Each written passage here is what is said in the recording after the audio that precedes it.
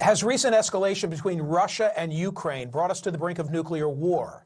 The war is already grinding into its third winter, the biting cold felt by Ukrainians as Russia pounds the country's power grid, plunging 1 million homes into darkness with rolling blackouts across major swaths of Ukraine.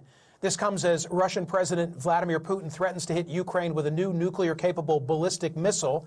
Last week, he fired the Oreshnik, a medium-range ballistic missile at Ukraine's Dnipro region. According to U.S. and Western officials, the ballistic missile carried multiple warheads, which may be the first time such a weapon has been used in war. Putin said that strike was in response to President Biden's decision to allow Ukraine to use long-range missiles supplied by the U.S. for attacks inside Russia.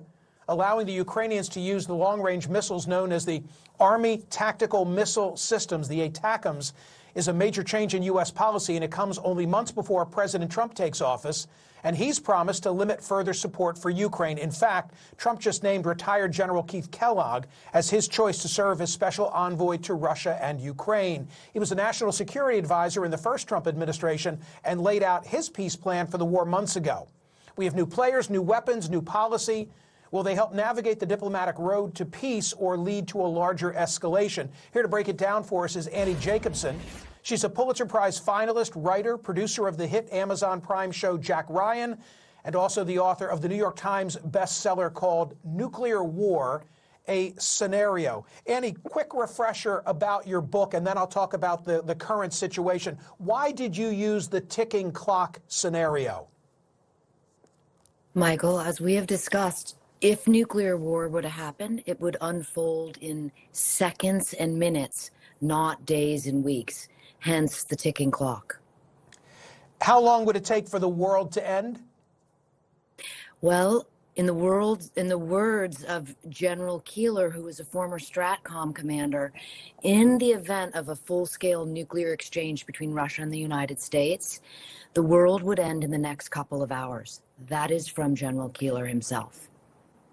The missiles that worry you most, can they be recalled once launched? Absolutely not. I think this is something that most people don't understand and should be known, that any of these ballistic missiles involved in nuclear war cannot be redirected. They cannot be recalled. And that is why all of this begins in seconds. Okay, now let's talk about the current situation. So we've taken the guardrails off the ATACMS for the Ukrainians. Putin responds by lowering his nuclear threshold and rolling out the Oreshnik. What's your level of concern about where we are today?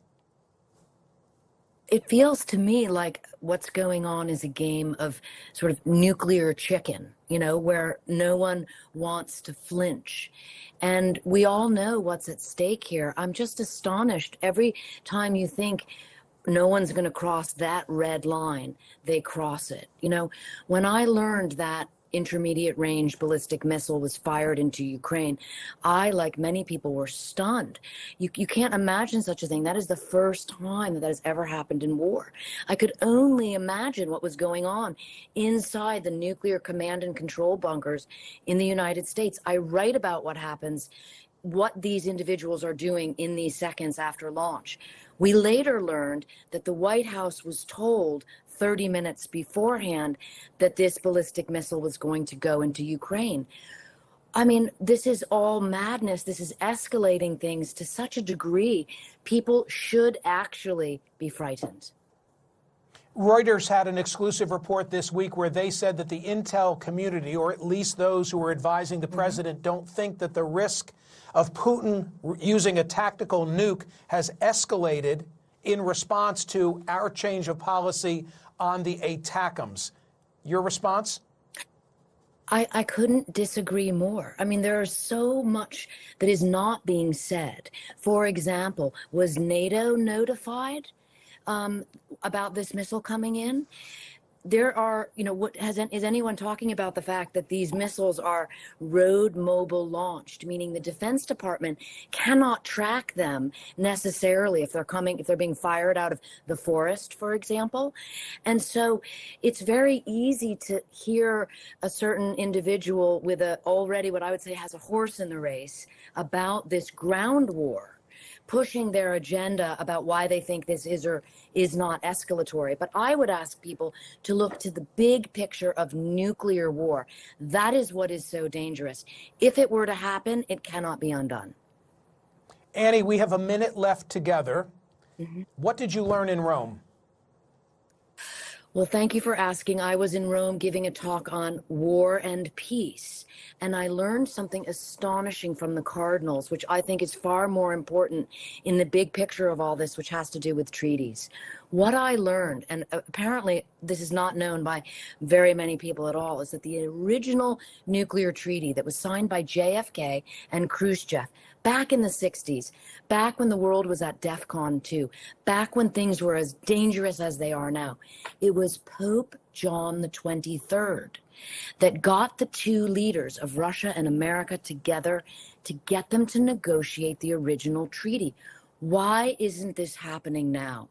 And I would say that Pope Francis would be the one that should be looked to move us all back down from the brink.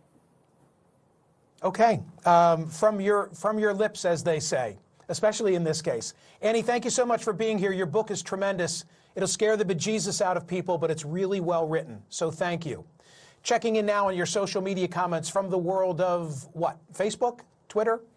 The war needs to stop now. No more money. I think there's a lot, and I had this conversation with Admiral James Stavridis this week, former Supreme Allied Commander of NATO. Why, I asked Admiral Stavridis, has there been this escalation coming at this moment when there's about to be a change in leadership in the United States? Paraphrasing, but he said to me it's a lot of jockeying for position, getting ready for the likely negotiations that are to take place. Each side wants to strengthen its hand, knowing that they're about to meet at the table. Hope I did right by that summary, Admiral. Still to come, Special Counsel Jack Smith dropped the federal cases against President-elect Donald Trump. What if things had been done differently? We're about to explore that with Ellie Honig. And don't forget to vote on today's poll question at smerconish.com. Should Medicare and Medicaid cover weight loss drugs for individuals diagnosed with obesity?